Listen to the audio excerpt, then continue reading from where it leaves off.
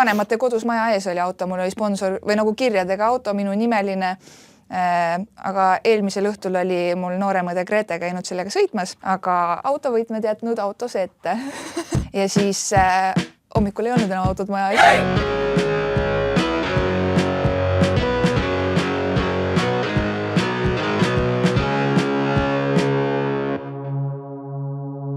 Tere tulemast kuulama ja vaatama Tervisetasku podcasti. Mina olen saatejuht Liis-Gret Arro.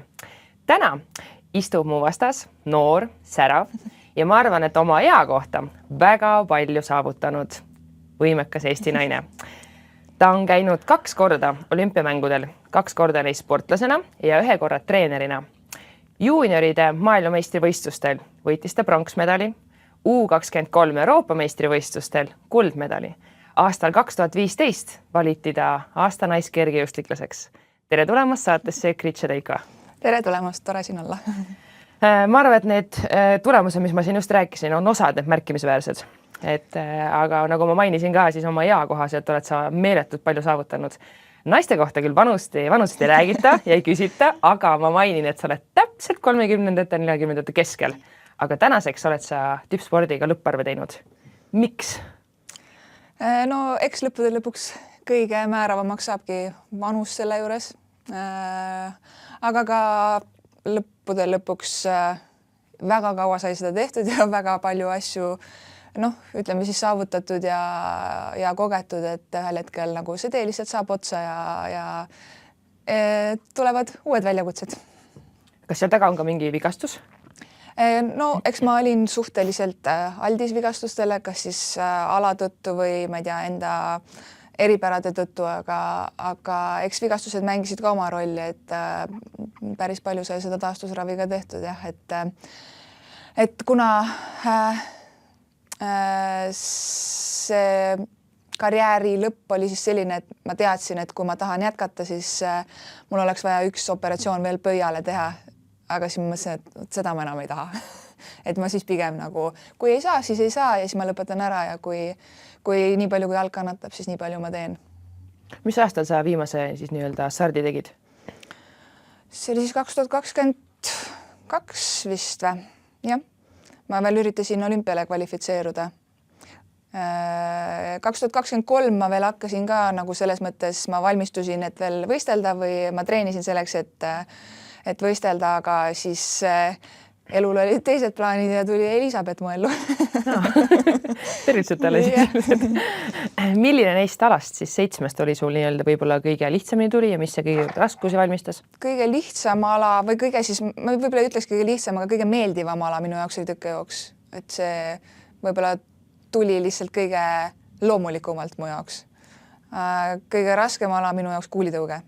Ma ei tea, mitte isegi kuuli raskuse mõttes, vaid lihtsalt see tehniliselt väga keeruline ala. Spordipisik on ju tegelikult sul ilmselt lapsepõlvest kaasa tulnud, et sul on väga sportlik perekond, õed, ema, isa, vanema, vanaisa. Ja, väga sügavalt juba vanaemate ja vanaisate kaudu. Aga kuidas üldse jõudsid kergejõustikuni? Tegelikult täitsa, ütleme juhtumisi siis, et ma alguses alustasin selline tüdrukute tore väike võimlemisring või tantsuring või kuidas seda nimetati, et ma alguses käisin seal, aga samal ajal nagu kõikidest mingitest laste jooksuvõistlustest ja sellistest asjadest ma võtsin ka osa ja samas siis seal nagu läks hästi ja ma tegin ikkagi vahest poistele ka ära ja siis ma mõtlesin, et äkki ma ikkagi tahaks siis sinna trenni minna, kus saab joosta, ja kuna mul vanemad olid ka Türil siis Leonhard Soomi juures käinud, siis see tundus nagu selles mõttes nagu õige koht, kuhu minna ja sinna ma läksin ja sinna ma siis mingiks ajaks jäin. Läksidki kohe Leonhard Soomi juurde, jah? Kohe läksin, jah. Ja mitu treenerit sul kokku on olnud? 2 siis põhitreenerit, aga oleme saanud siis abi ka mõndade teiste treenerite käest. Okei, kas ise tunned nagu, et on hea just olla nii-öelda käia siis mitme treeneri käijad läbi, et annab see justkui nagu erinevaid külgi ja vaatenurki? Kindlasti see ka ja pluss see, et kui on esimene oli mul meestreener, teine naistreener, et juba see nagu ka huvitav võrdlusmoment nagu. Aga kuna mul sai lihtsalt, ma olen Türilt pärit, mul sai seal nagu põhikool ka läbi ja siis ma tahtsin juba nagu nii hakata võib-olla siis ülikooli poole vaatama, et võib-olla see muutus tuli siis natuke varem, kui ma arvasin, sest ma tulin 11. klassi siis Tartusse. Aga noh, ühel hetkel ma teadsin, ma nagunii pean sealt ära tulema ja treenerit vahetama, et sinna ma ei oleks saanud jääda, sest mu plaan oli ka ülikooli minna. Sul on 2 õde. Üks neist on su konkurent. Jah. Kas õed elavad välismaal? Mõlemad elavad hetkel välismaal, jah. Suhtlete tihti? Igapäevaselt. Kuidas see mõjutanud justkui teie suhet, et nad elavad nagu eemal, sina siin Eestis? No eks ta ikka on selles mõttes raske, et õed on alati kõige paremad sõbrannad ja nendega on kõige toredam aega veeta, et aga ma ütlen, tänapäeval on nii palju lihtsamaks tehtud elu, et telefon on ju olemas ja saab suhelda, et noh, okei, jah, see ei ole sama, mis vahetu kontakt, aga lennukid ka lendavad ja eks me ikka paar korda aastas näeme. Ise ei ole mõelnud Eestist ära kolida? Ei. Ja, tore. Üldse mitte. Kõik kergejõustikualad on sulle proovitud. Kas on mingi spordiala, mis ei puuduta kergejõustikku, aga mis sa tahaksid proovida? Ma arvan, et ma olen nagu päris palju proovinud erinevaid alasid just selle tõttu, et mu esimene treener oli selline, kes tahtis, et lapsed oleksid hästi mitmekülgsed. Me laagrites, noh, kõige esimene trenn, kuhu mind vanemad viisid, ma mäletan nii hästi seda, et suured poisid mängisid jalgpalli ja siis Soom ütles, et noh, tulid trenni, et mine mängime siis. Väike tüdruk 3. klassis, mis ma olin suurte poistega jalgat mängima, aga see oli nagu nii selline adrenaliinilaks ja nii lahe kogemus, et noh, keegi ei teinud sulle haiget ega midagi, aga nad lasid sul mängida nagu nendega koos ja see oli selles mõttes jube kihvt kogemus, et ma nii hästi mäletan seda esimest trenni. Ja eks sellest hetkest peale mul ei olnud ka mingit hirmu kellegagi mängida, ma ei tea, mingit pallimängu niimoodi, et noh, ma mõtlen, kõik korvpallid, jalgpallid, pesapallid olid meil alati kas soojendusel sees või mängisime, oligi mingi mängupäev või noh, ujumine samamoodi, isegi me tegime laagris, treener tegi meile siis sellist võistlust võistkonnaga, kus me pidime õhkpüssist laskma purke, samal ajal siis jooksma, et justkui nagu laskesuusatamise selline väike nüanss oli seal juures, et ma arvan, ma olen väga paljusid asju proovinud, aga nüüd, et mis ala see oleks, väga keeruline öelda. Ei tule miskit? Nagu mida ma ei oleks üldse nagu proovinud, noh, ma ei tea kohe, kui ma praegu niimoodi mõtlen, ma ei ole proovinud kurlingut. Tundub nagu selline, et noh, mis seal siis on, aga ilmselt see ei ole üldse see, et mis seal siis on. Mina ka ei ole proovinud. Aga kui panna 3 ala kokku, ujumine, ratas, jooks? See on ka selline, et mulle väga see jooksmine nagu pikka maad ei meeldi. Pigem ma olen see sprinteri tüüpi, kes ära väsib, aga ma olen mõelnud nende väikeste triatlonide peale, kus ongi, et sa pead kilomeetri jooksma, 10 kilomeetrit ratas sõitma ja ma ei tea, 100 meetrit ujuma, aga never say never, noh, kunagi ei tea, äkki ma jõuan veel selleni. Ma usun, et jõuad.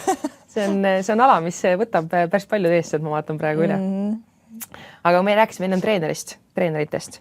Siis sa oled treeninud maailma parima 10-võistleja Ashton Eatoni käe all ja tema abikaasa. Et kas sa võtsid midagi sealt ka kaasa? Jah, mul oli selline privileeg nendega koos mõnda aega treenida. Nende treeneri Harry Marra käe all siis just, et Ashtoni ja Briani kõrval. Okay. Aga see oli ka väga põnev kogemus selles mõttes, et nende lähenemine oli hoopis teissugune, kui ma harjunud olin. Võib-olla mulle isegi tundus, et nad treenivad nagu vähem kui meie, aga eks nemad olid juba sel hetkel oma karjääri suhteliselt lõpus. Nad teadsid, et nad järgmisel aastal peale Rio olümpiat siis kavatsevad lõpetada. Et ma olin 2015 aasta lõpus nendega. Et võib-olla neil ei olnudki enam vaja justkui treenida, et neil oli vaja hoida veel enda sellist head vormi ja asja. Aga sealt ma sain Harry käekiri mulle selles mõttes väga meeldis, et ta oli selline treener, kes kui ta ei suutnud sulle treeningul nagu mingit asja selgeks teha, siis ta ütles, et ta murdis nagu terve öö selle üle pead siis, et kuidas ta leiab selle teise nurga, kuidas läheneda, et sa saaksid aru ja et sa suudaksid ära teha selle asja, mis tehnilise mingi nüansi näiteks, mis just on vaja. Ja ta kasutas hästi palju ka sellist lähenemist, et ta lasi siis kas Brianil või Ashtonil öelda, et proovi seletada nagu läbi enda tegevuse, et mida sina mõtled või tunned, et see asi nagu ära teha. Ja see oligi nagu selline põnev see, et Harry üritas nagu võib-olla siukse tehnilisemalt seda kõike sulle seletada, aga siis tuli Ashton ja ütles, et kuule, et seal ma näiteks kuuli tõukes, et kuule, mõtle seda, et kui sa parema jala enda alla hüppad, et siis justkui tahaksid nagu suitsukoni ära kustutada selle pöiaga, et nagu lihtsalt keerad seda niimoodi nagu varbaga tahaks ära kustutada. Siis ma mõtlesin ka, et ma ei ole kunagi nagu mõelnud või nagu proovinud suitsukoni kustutada. Aga et ma saan aru, mis see point on. Ja siis nagu toimus see klikk. Siis ma sain aru, mis ma tegema pean. Et ma olen nüüd ka nagu päris palju proovinud siis enda õpilastele siis seletada näiteks, kui ma ise nagu mingi hoopis lihtsama asja kaudu mitte tehniliselt siis, et kui näiteks nad ei saa aru mingist nüansirikkamast jutust, et siis proovida mingi ülilabase asja kaudu nagu öelda, et äkki kui sa proovid mõelda, et sa tunneksid seda, äkki sa siis saad nagu pihta sellele. Et see oli nagu selline asi, mis ma sealt kõrva taha panin ja kaasa võtsin. See tundub justkui siuke asi, mida koolis väikelastele, kuidas nagu rääkida mingit tegevust. Täpselt. Alustame justkui algusest, eks, aga samas oleme ise täiskasvanud ja õppima samamoodi tegelikult niimoodi. Aga vahel lihtsalt on nii, et sa saad sellisest asjast hoopis lihtsamini aru ja see klikk käib ära ja ega mida muud neil vaja on. Just. Praegu oled ise treener. Jab. Hästi tihti näen siin hallis Anne-Mägi ja Taivamägi koostööd tegemas. Et kas ta saabki nimetada siis treenerite vahelisest koostööd? Et kuidas teie rollid justkui jaotatud on? Mina ikkagi ütlen, et Anne ja Taiku on nagu peatreenerid. Et mina rohkem tegelen lihtsalt siis Elisabetiga, kuna meil on algusest peale tekkis selline hea klapp ja usaldus teineteise vastu, et tema trennid on eelkõige minu peal, aga alati, kui meil on kas või minul on mingi küsimus või mingi mõte, mis ma tahan kellegagi läbi arutada, siis ma tean, et on Anne ja Taiku, kes on nagu nii palju kogenumad ja aastaid seda tööd teinud treenerid, et mul on nagu kindel koht, kust alati küsida ja saada head nipid või mõtted. Jah, et kui ma justkui hallis näen teid, siis ma ei tea, mulle isiklikult, ma arvan, kui sportlasena tekitakse hästi siukse hea tunde, et ma olen justkui nagu mitmelt poolt kaetud või mul on alati nagu kelle poole pöörduda, eks. Et muide, mulle justkui tundub see hästi inspireeriv ja siuke tore vaatepilt, et mul on endal ka kindlasti see teeb nagu minu enda tegutsemise julgemaks, sest et ma tean, et ma olen nagu tugevate treenerite käe alt tulnud ja nende käest siis nagu võimalikult palju endale ka üle võtnud, et nende käekirja. Et see julgustab mind ka nagu mingite otsuste ja asjade puhul ilmselt. Kui sa lõpetasid spordi, kas teadsid kohe, et sa tahad hakata treeneriks ja just nagu neid saavutussportlasi treenima? Ei, ma ütlen, see kõik käis nagu niimoodi plaksust, et järsku mina läksin nagu laagrisse tegelikult selle mõttega, et mina veel ma treenisingi selle sama laagri, kuhu Elisabeth lihtsalt esimese laagri meiega kaasa tuli, kuna ta tahtis nagu sporti tagasi tulla ja ta oli teinud koostööd meie jõusaali treeneriga siis, kes siis pakkus selle, et äkki ta tuleks teiega laagrisse, et kuna tal ei ole hetkel treenerit. Et siis ma läksin tegelikult selle mõttega sinna, et ma ikkagi treenin suveks ise veel. Aga siis seal nagu kuidagi loomulikult läksid need asjad nii, et jah, ma treenisin ka ise, aga Auru läks juba päris palju ka Elisabethile. Koos Annega muidugi tegutsesime seal. Aga jah, ma ütlen, et see käis nagu üsna järsku ja võib-olla see oligi siis seega, mis tegi minu enda lõpetamise hoopis lihtsamaks. Mis sa arvad, mis on need raskused treeneri töö puhul? No vastutus on päris suur.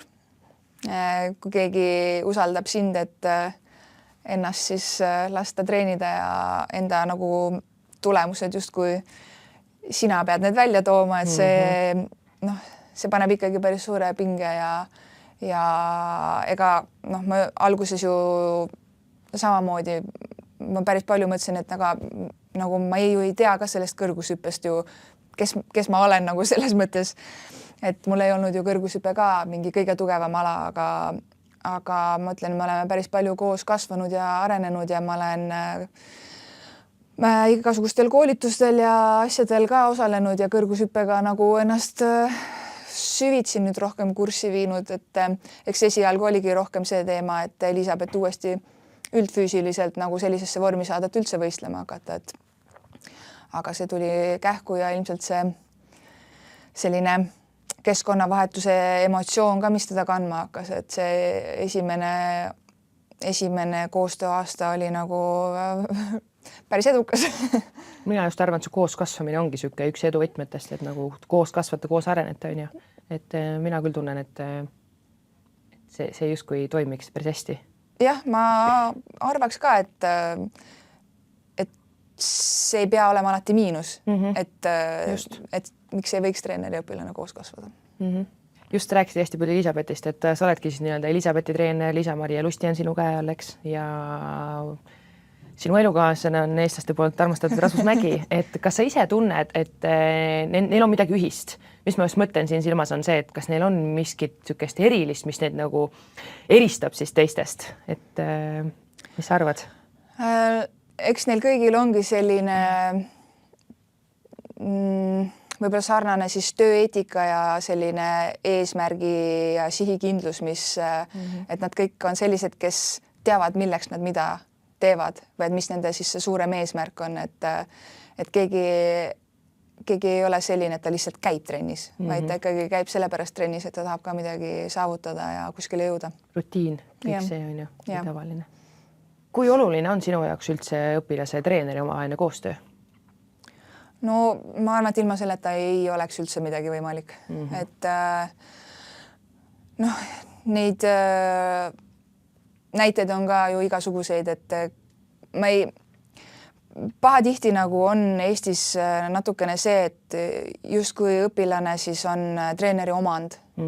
Et minu arvamus on see, et kui sportlane ise tunneb, et see asi on ennast ammendanud, siis ma ei suudaks kunagi olla see inimene, kes jääb teda sellepärast kinni hoidma, et noh, me oleme edukad olnud või et mina olen ju viinud su sinna tasemele. Et kui on see, et nagu õpilane või sportlane on see, kes tunneb, et see ei vii enam edasi või et see ei paku enam seda, mis see pakkuma peaks, siis jumala eest nagu see, noh, mina ei ole see inimene, kes sind kinni hoiab, et nagu jah, et sa saaksid sportlaste karjäär, see on nii lühike aeg, et kui on nagu vähegi see tunne, et asi ei ole õige enam, siis mina lükkaksin 2 käega takka, et nagu, et proovi siis kuskil mujal. See on nii tore arusaam, sest et ma ise tunnen täpselt samamoodi, et justkui oled treenerit vahetanud, sa oled nagu millestki paha olnud, sa oled midagi valesti teinud. Ma ütlen täpselt samamoodi, see ei tööta nii. Ja mu saates on käinud Tiidrek Nurme, kes ütles samamoodi, et ta isegi ütleks, et tal on veel vähe treenereid olnud, et oleks võinud olla veel rohkem. Et mina ütlen samamoodi, et jumala eest, et kui tahad ise sammu edasi astuda, tunned, et selle treeneriga justkui sa oled tänulik, tahad edasi minna, siis jumala eest astu samme mine, tee. Ma ütlen, see peaks olema eelkõige sportlase selline isiklik ja julge otsus, et ma tunnen nii ja et ma olen tänulik kõige eest, aga et noh, ma tunnen, ma pean proovima midagi muud, sest võib-olla ma jään nagu kunagi tagasi mõtlema sellele, et mis oleks, kui ja siis enam ei ole midagi teha. Just, mul on ka elus väga palju treenereid olnud, mul on erinevaid alasid teinud, et aga praegu ma ise tunnen, mis on nagu just mu praeguse treeneriga, mis mind eristab ja on just see, et just kui me arutame koos mingi trenni, et tema ütleb küll mõelda põhiosa, aga ma pean ise ka nagu aru saama, miks ma seda trenni pean täna tegema, et see mulle hästi meeldib, et see on ka minu eest hästi oluline. Absoluutselt. Nii, aga enne järgmisi küsimusi, ma küsin su käest küsimust, telekat vaatad? Jah, vaatan. Mis päev täna on? Täna on kolmapäev. Mis täna õhtul telekas tuleb? Tead sa? Ma ei tea, mida sa mõtled nüüd. See on mingi kindel asi, mis tuleb, spordiuudised. Täna on Lotto kolmapäev. Pingot mängid? Rooside sõda. Pingot mängid? Olen mänginud. Okei, no täna mängime meiega. Nii, selge. Ma annan siis sulle sinu bingo. Palun. Nii, nagu sa näed, siis siin all on inimesed ja siin on 9 ruutu näitan siis televaatajatele ka või saate vaatajatele, vabandust.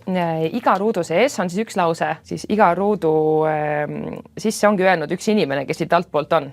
Nii, ma võin siis öelda ka televaatajatele või vabandust jälle kuulajatele, vaatajatele, et siin on Anne-Mägi, Elisabeth Pihela, su õde Jade, Grete Verlin, su õde Maris,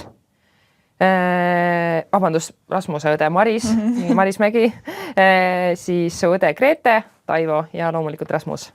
Et Mägide maffia on kohal ja siis sinu pere on kohal. Et alustame ka siit esimesest siis, et ma ütlen kaua häälega, et saad mulle ka veits oma šampooni laenata. Maris Mägi. Õige. Kommipaberil pead armi ette. Grete, muude Grete. Tahad sellest lähemalt rääkida? Jah, see oli vanaema juures. Ma istusin laua ääres ja ta põletas Jacksiga mu kõrval mingi kommipaberid. Ja ma ütlesin, et palun ära tee, et see võib mulle käe peale kukkuda. Ja järgmine hetk see kukkus mulle käe peale ja mul on käe peal sellepärast armsest põlev kommipaber lihtsalt sulas mulle kätte. Nii, järgmine õige. Kelgu asemel olin hoopis mina jõulukingitus. See on mu teine õde Jade. Tahad sellest rääkida?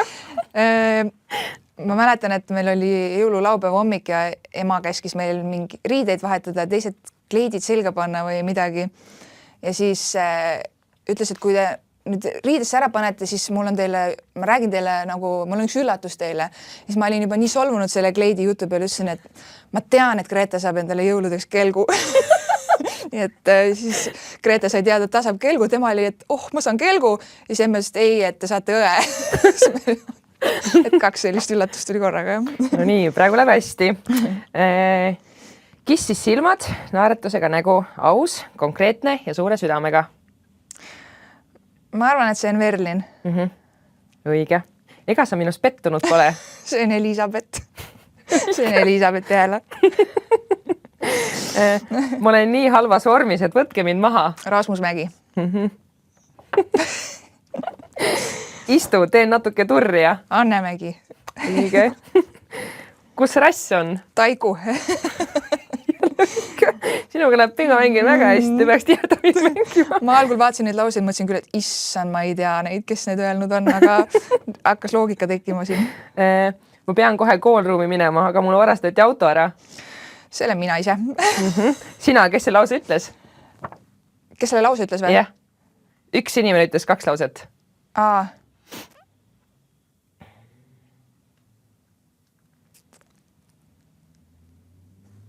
No siis ma ei tea, kes see teise ütles. Või kes selle ütles. Ma pakkusin, et ma ise ütlesin seda. Sina ütlesidki seda, jah? Aga keegi ütles veel või? Ei, sina ütlesid seda, aga ma sain ühelt inimeselt teada, et sa ütlesid seda. Kes see võiks olla, kellel ma seda teada sain? Kes seda lauset teab? Rasmus, ma arvan. Jaa, õige Rasmus, jah. Aga räägi sellest ka mulle, see tundub väga põnev lause. Pariisi sise-EM oli 2011 aastal. Nii. Ja tegelikult see oli vist, äkki see oli ikkagi peale võist, see intsident oli jah enne võistlust, aga mul vanemad ei öelnud seda mulle enne, sest et nad teadsid, et ma pean võistlema ja siis nad ütlesid mulle pärast. See juhtuski päriselt? Jah, see juhtuski päriselt. Mul oli vanemate kodus maja ees oli auto, mul oli sponsor või nagu kirjadega auto, minu nimeline, aga eelmisel õhtul oli mul nooremõde Grete käinud sellega sõitmas, aga autovõitmed jätnud autos ette. Noh, mitte tahtlikult, aga ja siis hommikul ei olnud enam autot maja ees. Ja siis jah, keegi oli selle siis ärandanud, siis vanemad panid nagu kuulutuse vist raadiosse ja äkki politseisse ka igale poole. Äkki 24 tunniga oli kuskil Lasnamäe majade vahel üks vana papike helistas sinna raadio selle peale, et ta vist näeb, et seal ühe maja ees seisab see auto. Saime tagasi. Wow. No õnneks on ära tuntav suht lihtsalt. Jah, ma ütlen, et ilmselt pimedas võib-olla siis ei nähtud ka, et kirjad on auto peal või midagi, mul just ka tumesinine auto, et oli selline intsident, jah. No õnnelik värk siis, aga jäi hästi meelde. On ta veel autot laenanud? Ikka on. Ikka on, jah. Aga ma iga kord siis kõrast küsin, et kas sa ikka lukku panid. No nii, väga hea, selle bingo võid see endale jätta. Mul ei ole mitte kunagi nii põnevat ettevalmistust ühegi saatega olnud, et kõik on nii kaasatud olnud ja lause, mis ma kuulsin, et ilmselt tuleb magamata öö ja... Väga lahedalt need. väga iseloomulikud kõikidele nendele inimestele. Ei, väga põnev, ma nägin, ma sain ikka korraliku kõhutäie naerda ja oli väga põnev seda teha. Aga jätkame siis, et kui me nüüd räägime natuke Rasmus ja sinust, et kuidas te kohtusite? Trennis. No me tunneme selles mõttes üksteist ikkagi juba ammusest ajast, et kuna Anne ema ja isa on Türilt pärit ja neil on suvila seal, siis me ikkagi noorematena olime suviti ka Türi rannas. Noh, siis me ei teadnud veel niimoodi teineteist, aga kuna Anne on ise ka olnud Leonhard Soomi õpilane ja siis meil hakkasid olema laagrid koos Tõrvas ja et eks see kuidagi niimoodi siis läks. Kui raske on olla Rasmuse kõrval tiitlivõistlustel? Ma mõtlen ise kui endise sportlasena siis. Isegi kui ise sportlasena ja elukaaslane. Seal ei ole üldse vahet jah, tegelikult raske. Tema ala on nii selline või eks see tema tase on ka lihtsalt nii kõrge, et tahad, et tal alati hästi läheks ja et ta oma potentsiaali nagu suudaks välja joosta, et siiani ta on seda väga tublisti teinud, et mul tema võistluseid vist ikkagi ütleme siis närveerin kõige rohkem. See on ikka päris karm nagu see. Ma enda 800 ma ei tea, ei närveerinud, ma arvan ka nii palju, et aga see on selline ikkagi samas mõnus ärevus. Mõnus, ja. Aga mis sa arvad, kas oleks midagi teisiti, kui sa teeksid ise praegu samal tasemel kui ennem ja Rasmus teeks samamoodi? Et kas te olete rääkinud sellest või mis sa ise arvad, kas oleks midagi teisiti? Et kui mina ka veel praegu teeks sporti? Just. Ma arvan, et ma ei usu selles mõttes, et minu jaoks oli see nagu võib-olla loomulik samm ja ma arvan, et see ma olen ikkagi, võib-olla ma olen nüüd rohkem nagu veel rohkem Rasmuse jaoks olemas nagu tema võistlusteks ja tema trennideks ja asjadeks, et ma arvan, et selles mõttes ei ole ma ei usu, et midagi nagu väga teisiti oleks, lihtsalt ma arvan, et me oleme rohkem veel tema jaoks olemas. Ma just mõtlengi see kohal olek pigem, eks, et ma mõtlen, kui sa teeks ise samal ajal sama tugevalt trenni, siis olekski niisugune nagu kõik see ajakulu ja kõik asjad on ju. Et ilmselt jah, et tema ju ka võime öelda, et tema oma karjääri ikkagi lõpusirgel pigem juba, et proovime veel võimalikult palju siis teda aidata ja pushida, et ta jaksaks veel. Te käite iga päev hallis? Iga päev. Mis sa arvad, kas kui ma paneksin sulle salli ette, ega sa jalutaksid kodus kinnisilmi sinna halli? Ma arvan küll. Ma arvan sama. Ma arvan küll. Ja kas naelik sokiga ei sokita? Sokita. Seleta ka miks? Aga sokita kindlasti sprindinaelik. Kauguse naelikul peab olema sokk, sest liivaterad hakkavad õõruma muidu seal naeliku sees kuskil sul neid kandasid ja asju. Okay. Et hüppenaelikutel sokk, aga sprindinaelal ja 800 naelal ilma sokk. Siis on tunnetus parem. Yes, elagu sokita naelikud ja. Mis on need 3 võib-olla märksõna või sellist lauset, mis iseloomustavad siis sind kui Rasmuse elukaasast? Ehk siis Rasmuse kui tippsportlase elukaasast. Mis sa ütleksid need 3 märksõna? No ma arvan, et ma olen toetav. Ma ilmselt olen selline, kes teeks kõik asjad ette taha ära peast, et tal nagu oleks võimalikult vähe energiakulu veel lisaks siis oma trennidele ja asjadele. Ja ma arvan, et mina olen see, kes ka kõige mustema või sellise raskema stsenaariumi juures üritan jääda alati positiivseks või leida selle positiivse, millega siis teda nagu ütleme siis nagu toetada või siis tema mingit negatiivsust leevendada, et pahatihti see võib tunduda nagu naiivne, aga ma arvan, et samas see ka kuskil sisimas ikkagi mõjub, et mingi valguskiir on olemas. Aga mis sa arvad, kuidas see oli siis, kui tegid ikkagi siis ka veel, kui Rasmus samamoodi tegi? Et oled sa nagu selle ajaga kõvasti kasvanud praegu, kui sa saad nagu rohkem tema kõrval toeks olla tal? Jah, siis ikka oli see, et ma pidin ikkagi eelkõige lähtuma endast ja mõtlema endale eelkõige, et enda tulemused ära teha ja enda trennid ära teha, et eks see on olnud kõige suurem muutus, et nüüd ma keskendun Rasmusele ja Elisabethile, et ma enda nii-öelda, kui mina jõuan trenni, siis ma jõuan trenni, et sellest ma ei lähtu, et kas mina saan mingi enda jooksu otsa tehtud või ma ei tea, jõusaalis käidud või et pigem ma arvan jah, et selline toetav suhtumine ja et sina oled see särtsakam pool, Rasmus on see rahulikum jah? Jah, kindlasti. Kindlasti. Mis on need suurimad õppetunnid, mida siis sport on andnud sulle praegu tavaellu siis nii-öelda kaasa? No eks ta eelkõige ongi õpetanud sellist rutiini taluvust ja talumist, et ja seda ka, et nagu noh, ma olen nii palju olnud vaata vigastatud ja asju, et igast tegelikult madalseisust on võimalik välja tulla ja tugevamana välja tulla või sellest õppida ja ma ei tea, sellest tugevamaks saada või mis iganes, et tegelikult ma arvan, et need ongi lihtsalt kasvatanud mind tugevamaks, paksema naha ja sellise võib-olla tugevama meele, et asjadest saab üle ja üle olla. Mis teil järgmised sammud Elisabethiga on? No eks nüüd meil on olnud selline paar aastat sellist head koostööd, et väikseid muudatusi, mida on vaja teha, kas tehniliselt või siis või hoojooksuga veel.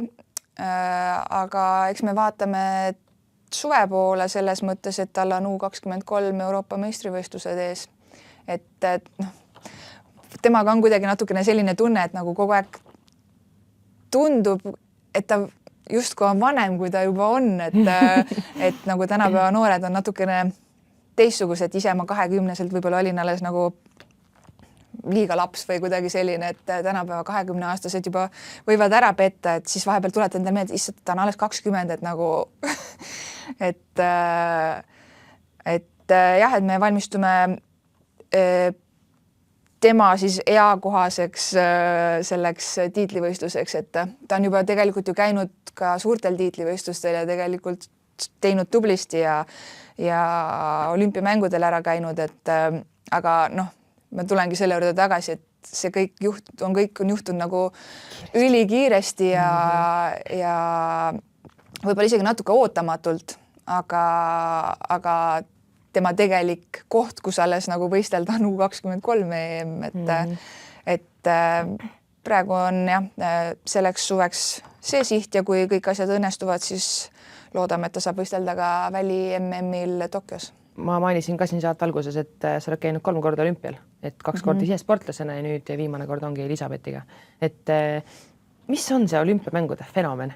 No see on ikkagi ilmselt see, et ühte kohta ühel ajal tulevad kokku kõik maailma tipud, nagu kõikide alade tipud põhimõtteliselt, et see on justkui selline privileeg kuuluda sinna samma seltskonda ja eks see kõik see olümpialiikumise teema samamoodi, et mida see kõik nagu sümboliseerib ja tähendab, et see on see mõte ju, miks me üldse sporti teeme, et ja esimene olümpia ilmselt on ikkagi kõige sellisem erilisem ja kõige rohkem meeles, et siis tegid igal pool pilti, kus need rõngad olid ja kus midagi oli, et käisid pigem seal suu lahti ringi, et või kui kedagi nägid, et nüüd juba Pariisi olümpial olles siis oli nagu piinlik käia suu lahti ja vaadata ikka neid samu staare, et kuigi nad on ju samasugused inimesed, sa oled 3 korda neid juba näinud, aga olümpia lihtsalt tekitab selline väike tüdruk sinu sees tuleb ikkagi välja, kes ikka vaatab neid samamoodi neid kõiki suuri staare ja mõtleb, ma olen näinud teda, ma tean teda. Elisabethiga olümpiamängud, kas tuli ootamatult? Jah, ja selles mõttes no ütleme, et see rankingu süsteem, mis siis kergejõustikusse uuendusena tuli, et normid on aetud väga-väga kõvaks, et muidu kui seda rankingu süsteemi ei oleks veel meil pikk tee minna, sest et normid on nii tugevad, aga see rankingu süsteem jah, loob võimaluse siis jõuda ka ilma selle normita juba tiitlivõistlustele, et jällegi see tee on ka nagu väga raske, sest sa pead nagu igal võistlusel kuhu sind siis saadetakse, et Elisabethi mänedžer Aivar Karotam otsib talle siis võistluseid, mis annavad siis neid punkte, kus ta peab siis tegema mingi kindla tulemuse, et siis nende 5 võistluse põhjal siis oma keskmist siis tõsta või hoida, et ta saaks siis sinna tiitlivõistlusele kvalifitseeruda. Et ega need kõik väiksemad võistlused, kus ta siis peab neid punkte koguma, on sama närvesöövad ja sama nagu, sa tead, et sul oleneb lihtsalt nii palju sellest. Ja lõppude lõpuks oligi, et olümpiale minekuks meil oli nagu juba päris nibin-nabin see, et kas ta jääb sinna sisse või ei, et eks ju kõik kavaldavad seal, et sa lähed mingile võistlusele võib-olla, kus on nõrgemad hüppajad ja noh, ja nii ja naa, seal on nagu päris palju seda kavaldamise ruumi ka, aga lõpp hea, kõik hea ja siis seda mahtus sinna nimekirja ja ära ta sai käia, et eks olukord oli ka jällegi uus, et kvalifikatsioon 1,83 peale kohe, et noh, tema jaoks ei olnud see veel, see ei ole veel selline tase, kus tema peaks alustama, jah, et tema jaoks oli see 83 juba noh, selline, see vajas ikkagi pingutust, et aga ilmselt oligi, et kuna närvipinge oli ka nii suur, siis ta 83, et ta ei saanud vähemalt 0, et siis see oli kohe nagu väike pingelangus, et ja see samm, millega ju latti tõsteti, noh, kõik need kommertsvõistlused tõstetakse ju 3 sendi kaupa sealt mingist hetkest on ju, et sa saad rohkem hüppeid teha, aga kvalifikatsioonis kohe 83, järgmine kõrgus 88, mis oli Elisabethi jaoks juba põhimõtteliselt nagu maksimaalne pingutus ja maksimaalne noh, sooritus ka tol hetkel, et eks ta muidugi, ma saan aru, et ta ise tahab rohkem ja ta juba noh, ta on 92 ju hüpanud, et nagu tahaks ju kogu aeg seda, aga spordis ei ole kogu aeg see tee ainult otse nina üles, et tuleb käia lainetusega kaasas. Mis sa üldse arvad need tänapäeva normidest? Need on ju päris hullumeelsed. Jah, päris hullumeelsed. Aga ma ütlengi, et see võib-olla see rankingu süsteem on see siis, mis see ei ole küll noh, ideaalne lahendus, aga see annab võimaluse siis ikkagi ka noh, ma ütlengi sellisele kes veel ei küündi sinna 1,97 või 8, nii et ta annab ikkagi võimaluse jõuda tiitlivõistlustele, et muidu meil võistlekski võib-olla 10 inimest ju seal tegelikult ainult, et noh, alasi on erinevaid, et Rasmuse ala näiteks, mis seal 37 meest vist sai olümpiale peale, kes olid kõik normi täitnud, 2 sai ainult rankinguga. Kõrgushüppes sai vist äkki 7 naist või 8 naist normiga ja ülejäänud tulid kõik rankingust, et noh, seal on ikkagi suured erinevused ka, aga Viimane küsimus veel. Kuidas siis sina tegelesid omal ajal ja kuidas sa praegu oma õpilastega ja näiteks Rasmuse vaimse tervisega tegeled? Ma lihtsalt arvan, et ja mul on suht kindel, et see on hästi oluline tänapäeva spordis. Noh, meie võib-olla, me oleme palju Marisega ka arutanud seda, et kuna me ka ühel ajal tegime ja nüüd mõlemad oleme treenerid, et nagu, et kas tänapäeva noored on nagu natukene pehmemad või siuksed õrnemad või ei, et nagu omal ajal nagu noh, ükskõik, mis sulle ette tuli, siis teadsid, et sa nagu surusid läbi sellest ja noh, ei teinud nagu mingit suurt asja sellest, et natuke kuskilt oli valus, läks edasi, et ei noh, ei olnud sellist mingit hirmu või asja, et ja ma isegi ei oska öelda, et nagu just selle mentaalse poole pealt ka, et nagu, et pidi just kui mõtlema selle peale üldse, et pigem oligi, et oli, mis oli ja ma panen edasi nagu, et see oli see mentaliteet või et oli küll raske mõnikord, aga läks edasi, aga tänapäeval jah, tuleb rohkem tegeleda. On väga palju rohkem ja ega mina ei ole küll selle vastu, et keegi psühholoogi juures käiks, kui ta tunneb sellele jaoks vajadust, et peaasi, et nagu õigel hetkel abi saada ja nii, et no Rasmus ise on nii, kuidas ma ütlen siis sellise, ma ei oskagi õiget sõna tuua, et ta on nagu ise nii kuidagi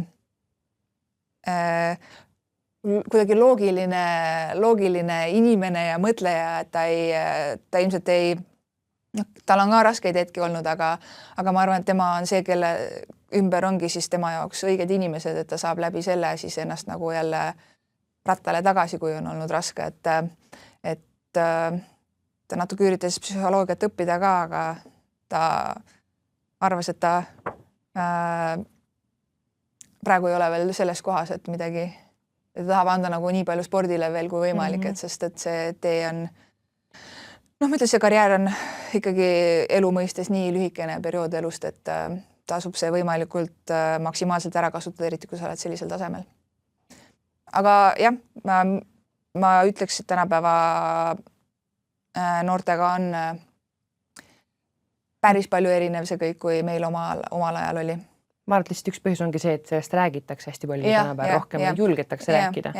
Aga samas see on ka õige, seda ei tohiks ka lihtsalt liiga paljuks minna, et keegi võtab selle nagu endale külge, kuigi tal tegelikult võib-olla ei olegi midagi sellist, aga siis sa tahad nagu kuuluda kuskil, et mul on ka see. Et eks neid mure või ohukohti on seal ka samamoodi, aga ma arvan, et sellest peab rääkima, kui see on nagu teema. Eks see meedia pool ka väga palju õhutab tänapäeval. Mina ise tunnen küll, et ma kunagi olin kõvasti vähem selles meedia pooles, et nüüd oli see paratamatud, on see kuskil nagu nii tavaline, eks. Seda infot tuleb ka veel nii palju igalt poolt peale, et selline infomüra on nagu lihtsalt nii suur, et selles mõttes ei pea ka nagu imestama, et tekivad sellised probleemid. Ma arvan, et sa oled pealaest jalatallani igatepidi seotud spordiga, et samamoodi su elukaaslase pere, su enda pere, eks. Et kujutaksid ette ka ennast kuskil mujal? Ega ausalt öeldes ei kujutaks, et ma päev läbi kuskil kontoris peaks istuma. Vist ei kujutaks. See on selles mõttes see on nagu... Tegelikult see on nii põnev. Ei, see on täiega põnev. Eriti kui nagu meeldib ja nagu tahad sellega tegeleda, et muidugi on põnev. Muidugi, ma arvan, et need raskusi kõik need peaks spordi sees olema. Muidu ma oleks ülilihtne, et ja see oleks nii igav. Ja kõik teeksid seda siis. Jah, täpselt, just. Siis ei tulekski neid pärle, on ju. Ma arvan, et siinkohal on meil hästi hea lõpetada. Ma tänan sind, Grete, et sa tulid. Ma soovin sulle edu ja aitäh nende emotsioonidest, mis ise oled spordis pakkunud ja mis sa praegu pakud siis oma sportlaste näol. Ja ma arvan, et ma võin siinkohal kõikide eestlaste poolt tänada, et need hetked, mida Rasmus meile pakub, on kõikide südamesse ja südametesse ja mällu jäädustatud ja ma arvan, et seal on sinu panus olnud hindamatu väärtusega. Aitäh, et sa kuulasid ja vaatasid tänast osa. Vaata ka eelmist saadet, kus sa saad teada, kes on spordientusiast. Hey!